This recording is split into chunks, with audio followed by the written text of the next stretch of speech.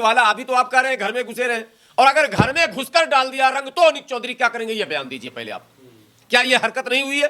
क्या मस्जिदों में दाखिल होकर लोगों ने उपद्रव नहीं मचाया? क्या मदरसे में तोड़फोड़ नहीं किया गया? क्या कांवड़िया की टीम हापुड़ में मदरसे का गेट नहीं तोड़ रही थी? अनुज चौधरी ने योगी जी के नस को पकड़ लिया।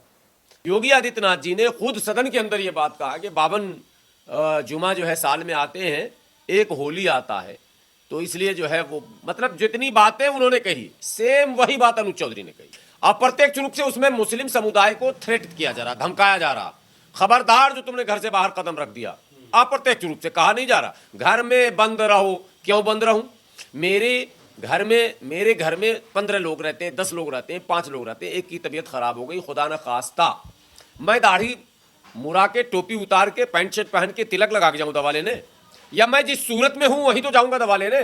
तो क्या रंग खेलने वाले लोगों को यह हिदायत नहीं दी जा सकती थी कि आप भी हुड़दंग मचाएं, उछलें कूदें, नाचें गाएं, रंग उछालें, लेकिन जरा ये ख्याल करें कि कोई अगर सफेद कुर्ता पैजामा दाढ़ी टोपी वाला अगर नजर आ जाए तो उनको बचा लें। वाला अभी तो आप कह रहे हैं घर में घुसे रहे, और अगर घर में घुसकर डाल दिया रंग तो अनिक चौधरी क्या करेंगे ये बयान दीजिए पहले आप। क्या ये हरकत नहीं हुई है? क्या मस्जिदों में दाखिल होकर लोगों ने उपद्रव नहीं मचाया? क्या मदरसे में तोड़फोड़ नहीं किया गया? क्या कांवड़िया की टीम हापुड़ में मदरसे का गेट नहीं तोड़ रही थी? होली की बात है तो आपको पीस कमेटी बनानी थी, उसमें दोनों समुदाय के प्रबुद्ध नागरिकों को, जिम्मेदार लोगों को बुलाया जाता, पुलिस महकमे में, थाने में एसपी बुलाते हैं, डीएम बुलाते हैं, प्रशासनिक पदाधिकारी बुलाते हैं और बुलाकर बैठाकर ये कहते हैं कि आप दोनों की जिम्मेदारी है कि इस त्योहार को हर्षोल्लास के साथ, सद्भावना के बीच, भाईचारे के साथ संपन्न कराएंगे, ठीक है, और इसके लिए आप अपने समाज के लोगों को तैयार करेंगे, प्रेरित करेंगे। इन्होंने तो एक तरह से थ्रेट कर दिया कि जिसको रंग पसंद नहीं है वो घर में बंद रहे, घर से ना निकले। अच्छा, जिसको रंग पसंद नहीं है वो घर में बंद है, और घर में घुस के अगर रंग दे दिया तो क्या करोगे आप बताओ? तो सवाल तो अनेकों है, लेकिन अनुज चौधरी के व्यक्तित्व पर लगातार सवाल उठ रहे हैं। उसने थाने के अंदर मुसलमानों के साथ जो व्यवहार किया, गिरफ्तारी के बाद जिस तरह से उसने उसके साथ दुर्व्यवहार किया, जिस तरह से गिरफ्तारियां की गई है फर्जी, उन तमाम बातों को लेकर अनुज चौधरी पहले से ही कटघरे में। अंतिम बात, अनुज चौधरी को मीडिया में बयान देने का अधिकार ही नहीं है।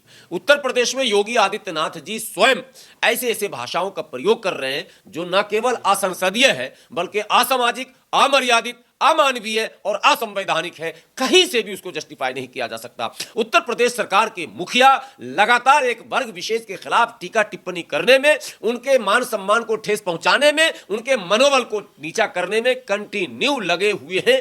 जो चल गया, पहले गुजरात मॉडल था, मार दो काट दो लूट दो जला दो। अब योगी मॉडल आ गया, मार दो काट दो पीट दो बुलडोजर चला दो, ज्यादा बोले तो ट्रेन से भी खींच के फेंक दो। अजीब माहौल बनाकर रखा आपने साहब। अजान दे दी तो गिरफ्तार कर लिया। सर, संभल सीओ का जो बयान होली को लेकर आया है कि अगर मुसलमानों को एतराज है, अगर उनका धर्म भ्रष्ट हो सकता है तो वो घर में ही रहकर नमाज पढ़े, बाहर आने की कोई जरूरत नहीं है, कैसे देखते हैं इस बयान को? देखिए, जितने भी विश्लेषण करता है देश के अंदर, उनके विश्लेषण का अपना एक अलग नज़रिया है। मैं बिल्कुल न्यूट्रल होकर एक बात आपको बताऊं कि जो अनुज चौधरी हैं वो पिछले संभल दंगे के बाद वो उनका चेहरा जो है वो उभर कर सामने आया। संभल दंगे में जो उनकी भूमिका थी वो पूरी तरह से संदिग्ध रही। उसके बाद जो गिरफ्तारियों का दौर चला और वसूलियों का दौर चला, वो सब कुछ आपको पता है। लेकिन एक बात मैं इससे हटकर बताऊं, पराया एक ट्रेंड चला है, सरकार जैसी हो राज्य में या केंद्र में, तो प्रशासनिक पदाधिकारी उनको फॉलो करते हैं। उन्हें यह लगता है कि इससे मोगैम्बो खुश होगा और फिर शाबाशी हमें देगा, और होता भी है। ये प्रमोशन से लेकर और दूसरे जो इनामात पुलिस महकमे के हैं वो अक्सर इसी तरह के चाटुकार, चापलूस और सरकारी एजेंडे को आगे बढ़ाने में जो सक्रिय होते हैं पदाधिकारी, उनको ही मिलता भी है। अनुज चौधरी ने योगी जी के नस को पकड़ लिया। आपको शायद बयान ध्यान में है या नहीं, जो अनुज चौधरी ने बयान दिया है वो बयान योगी आदित्यनाथ जी ने पहले दे रखा था। योगी आदित्यनाथ जी ने यह बयान as it is copy paste, इसको आप कह सकते हैं। योगी आदित्यनाथ जी ने खुद सदन के अंदर ये बात कहा कि 52 जुमा जो है साल में आते हैं, एक होली आता है, तो इसलिए जो है वो मतलब जितनी बातें उन्होंने कही सेम वही बात अनुज चौधरी ने कही। अब सवाल दो होता है, पहली बात कि क्या योगी जी ने जो बातें कही वो कितनी न्याय उचित बात थी, क्या उन्हें ये कहना चाहिए, वो भी तो संवैधानिक पद पर है, वो भी सीएम है, किस हैसियत से उन्होंने ये बात कही, हिंदू धर्मगुरु की हैसियत से कही या भाजपा नेता होने की वजह से कहा या फिर एज ए सीएम उन्होंने ये बात कही, ये एक मुद्दा। दूसरा, क्या कोई पुलिस पदाधिकारी भी इस तरह की बात कर सकता है? मुझे लगता है दोनों के दोनों संवैधानिक दृष्टिकोण से गलत। अप्रत्यक्ष रूप से उसमें मुस्लिम समुदाय को थ्रेट किया जा रहा, धमकाया जा रहा, खबरदार जो तुमने घर से बाहर कदम रख दिया। अप्रत्यक्ष रूप से कहा नहीं जा रहा घर में बंद रहो। क्यों बंद रहूं? मेरे घर में 15 लोग रहते हैं, 10 लोग रहते हैं, 5 लोग रहते हैं, एक की तबीयत खराब हो गई, खुदा न खास्ता, मैं दाढ़ी मुड़ा के टोपी उतार के पैंट शर्ट पहन के तिलक लगा के जाऊं दवा लेने, या मैं जिस सूरत में हूं वहीं तो जाऊंगा दवा लेने? तो क्या रंग खेलने वाले लोगों को यह हिदायत नहीं दी जा सकती थी कि आप भी हुड़दंग मचाएं, उछलें कूदें, नाचें गाएं, रंग उछालें, लेकिन जरा ये ख्याल करें कि कोई अगर सफेद कुर्ता पैजामा दाढ़ी टोपी वाला अगर नजर आ जाए तो उनको बचा लें? क्या इतना भी नहीं कहा जा सकता था? इनको ये तरबियत दी जाती है कि अगर दाढ़ी टोपी वाला, अभी तो आप कह रहे हैं घर में घुसे रहे, और अगर घर में घुसकर डाल दिया रंग तो अनिक चौधरी क्या करेंगे? यह बयान दीजिए पहले आप। क्या यह हरकत नहीं हुई है? क्या मस्जिदों में दाखिल होकर लोगों ने उपद्रव नहीं मचाया? क्या मदरसे में तोड़फोड़ नहीं किया गया? क्या कांवड़िया की टीम हापुड़ में मदरसे का गेट नहीं तोड़ रही थी? आप किन किन चीजों को आप क्यों इस तरह से मनोबल एक धर्म विशेष के नौजवानों का बढ़ा रहे हैं? वो नौजवान जो पहले से ही भटके हुए हैं, वो नौजवान जिनको इतिहास पहले ही गलत पढ़ा दिया गया है, वो नौजवान जिन्हें इस्लामोफोबिया का मैंने पहले से नशा चढ़ा हुआ है, वो नौजवान जिनको मुसलमानों के बारे में तमाम गलत बातें दिमाग में घुसेड़ दी गई है, उन नौजवानों के आप मनोबल को बढ़ाकर एक तरह से उनको उकसा रहे हैं। देख भाई, सम्मान करना भी तो एक चीज होती है ना, कि अगर ठीक है जैसे उन्होंने कह दिया कि जुमा हर हफ्ते में जुमा आता है और अगर होली आ रही है तो आप दूसरे धर्म का सम्मान करके अगर एक दिन बैठ भी जाएंगे तो दिक्कत क्या है? देखिए, पहली बात तो जुमा और होली का की कोई तुलना नहीं है। हाँ। तुलना उससे होती है, अब आप योगी जी की तुलना नगर पंचायत के क्या कहते हैं किसी बीडीसी तो मेंबर, आप छोटा या बड़ा दिखाना चाह रहे हैं? मैं बता, जुमा जो है 52 जुमा एक रूटीन नमाज है जो हर हफ्ते में एक बार पढ़ी जाती है। नमाज वो 5 वक्त का ही एक हिस्सा, 5 वक्त का नमाज तो फर्जी है, वो तो प्रत्येक दिन है, उसी में एक विशेष नमाज जो है जमात के साथ अदा करने वाली नमाज है वो जुमा, तो वो रूटीन है। होली, अच्छा जुमा में ठीक है सड़कों पर लोग नमाज पढ़ते थे, योगी जी ने बंद किया, पढ़ते हैं कई जगहों पर। जुमा में कहीं भी नमाज में कोई उपद्रव, कोई कुछ दूसरों को कठिनाई पहुंचाना या नारे लगाना या हंगामा मचाना, ये तो है ही नहीं, वो तो नमाज है। 2 रकात अदा करते हैं लोग सड़क पर जो पढ़ते हैं या अंदर भी, अक्सर 70% नमाजी तो फर्ज पढ़ के भाग ही जाता है जुमा में, 30% रुकता है जो सुन्नत नफिल वगैरह पढ़ता है मस्जिद के अंदर।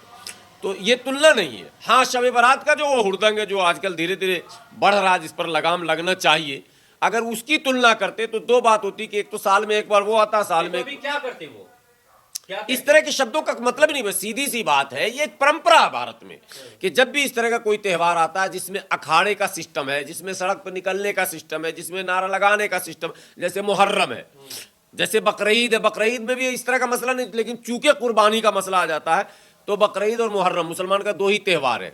अब शब बारात उसमें इंक्लूड कर लिया गया, इधर कुछ दिनों से कुछ मुस्लिम का दिमाग भी ज्यादा खराब हो रहा है तो शब बारात में इंक्लूड कर लिया गया। कि आपकी जुमे की नमाज को लेकर इस तरह की मीटिंग की कोई जरूरत नहीं, कभी नहीं, आज तक नहीं हुई। जुमे की नमाज को लेकर कोई गाइडलाइन नहीं है, जुमा की नमाज को लेकर कोई पीस कमेटी के गठन की आवश्यकता आज तक नहीं पड़ी। जुमे की नमाज को लेकर कभी 2 समुदाय के बीच किसी वार्ता और अंडरस्टैंडिंग की जरूरत ही नहीं पड़ी आज तक, और न पड़ेगी।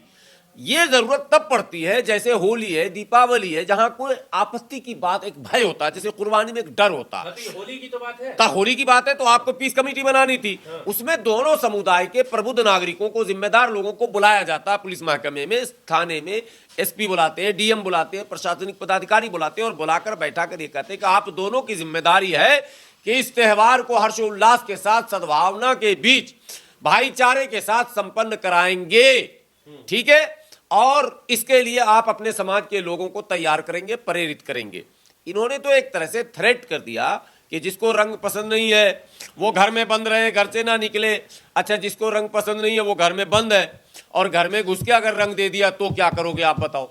और इससे पहले जिसने घर में घुस के रंग दिया उसको क्या क्या किया गया, इससे पहले मस्जिद के छत पे मीनार पे चढ़ के झंडा जिसने बांध दिया तब आपने क्या किया, इससे पहले मस्जिदों के दरवाजों पर नारे लगाए, आपत्तिजनक हंगामे किए, क्या त्यौहार में स्टॉपेज है क्या आप निकलेंगे अमुक जगह से और फलां मस्जिद होते हुए आप पहुंचेंगे। ये असल है प्रशासनिक पदाधिकारियों का काम कि वो एक रूट बनाते हैं। होली में भी बड़े बड़े शहरों में एक रूट दिया जाता है, जो होली खेलने वाली एक टीम निकलती है और उसमें एक गायकार टीम निकलती है जिसको जोगीरा बोलते हैं, जोगीरा की एक टीम निकलती है। भांग खाए रहते हैं लोग, शराब पिए रहते हैं लोग, ये मैंने धर्म में शामिल है, इन त्यौहार का एक पार्ट है पीना खाना, होली में एक खास पार्ट है ये। ठीक है, मुर्गा बकरा की दुकान पे देखेंगे भीड़ लगी रहेगी, मछली की दुकान पे भीड़ लगी रहेगी, शराब की दुकान तो है उस दिन बंद रखा जाता है, वो एक दिन पहले आप देख लीजिएगा, 14 तारीख को है ना, 13 तारीख को आप देखिएगा शराब की दुकान पे, शायद 13 भी बंद रहेगा, संडे है तो 12 को ही देख लीजिएगा, एडवांस में लोग खरीद के रख लेता, उस त्यौहार का एक पार्ट है। ये सभी लोग जानते हैं, मुसलमान भी जानते हैं। तो 100% मुसलमान तो नहीं, लेकिन 60-70% मुसलमान पहले ही तैयार हो जाते हैं कि हमारे देश में हमारे भाइयों का एक त्यौहार ऐसा आने वाला है जिस त्यौहार में हमें अपनी जरूरतों को पहले ही पूरा कर ले, हम घर से बाहर ना निकले। ये हम लोग खुद करते हैं। संबल को लेकर है ना, पूरे देश को लेकर गाइडलाइन थोड़ा, ये अनुज चौधरी को दिक्कत संबल को लेकर, वो संबल संवेदनशील मामला है वहाँ पर। नहीं, ये संवेदनशील शब्द पे भाजपा के सारे प्रवक्ता टीवी में उछल उछल के बोलते हैं, संवेदनशील कैसे भारत में हो जाएगा, भारत तो हिंदुओं का है, हिंदू तो कभी संवेदनशील होने ही नहीं देता है। ये मैं नहीं कह रहा हूं, मेरे साथ डिबेट में भाजपा के 25 प्रवक्ता ने कहा, बोले ये तो तुष्टीकरण की भाषा है, ये तो सपा ने लाया, ये तो कांग्रेस ने लाया, कोई संवेदनशील नहीं, देश हमारा हिंदू राष्ट्र है, राम राज है, मस्त रहो खुश रहो, तो फिर ये कहां से आ गया संवेदनशील, ये भी एक सवाल है। तो सवाल तो अनेकों हैं, लेकिन अनुज चौधरी के व्यक्तित्व पर लगातार सवाल उठ रहे हैं। उसने थाने के अंदर मुसलमानों के साथ जो व्यवहार किया, गिरफ्तारी के बाद जिस तरह से उसने उसके साथ दुर्व्यवहार किया, जिस तरह से गिरफ्तारियां की गई है फर्जी, उन तमाम बातों को लेकर अनुज चौधरी पहले से ही कटघरे में। अंतिम बात, अनुज चौधरी को मीडिया में बयान देने का अधिकार ही नहीं है। मीडिया में बयान देने के लिए अब क्या बताएं, पूरा विभाग ही है। अभी एक बयान जो है, एक शर्मा जी है, फायर डिपार्टमेंट होता है ना, उसके वो हेड है, उनका बयान आया, योगी जी जो है वो राम जी की भूमिका में है हमारे सामने और हम लोग वानर सेना है, ठीक है, बस एक बार आदेश हो और हम लोग कूद जाएंगे। मतलब समझ रहे हैं, अगर प्रशासनिक पदाधिकारी इस तरह का बयान देने लगेंगे कि योगी जी राम के भूमिका में है, योगी जी कृष्ण की भूमिका में है, योगी जी अर्जुन है और ये हम फला है और हम वानर सेना, पहले समझिए इस बात को, ऑन रिकॉर्ड बयान है उनका, शर्मा जी का, तो ये बहुत ही हास्यास्पद है। पूरे भारत में उत्तर प्रदेश अराजकता की ओर तेजी से बढ़ रहा है। उत्तर प्रदेश में सरकार खुद कानून की धज्जी उड़ा रही है। उत्तर प्रदेश में योगी आदित्यनाथ जी स्वयं ऐसे ऐसे भाषाओं का प्रयोग कर रहे हैं जो न केवल असंसदीय है बल्कि असामाजिक, अमर्यादित, अमानवीय और असंवैधानिक है। कहीं से भी उसको जस्टिफाई नहीं किया जा सकता।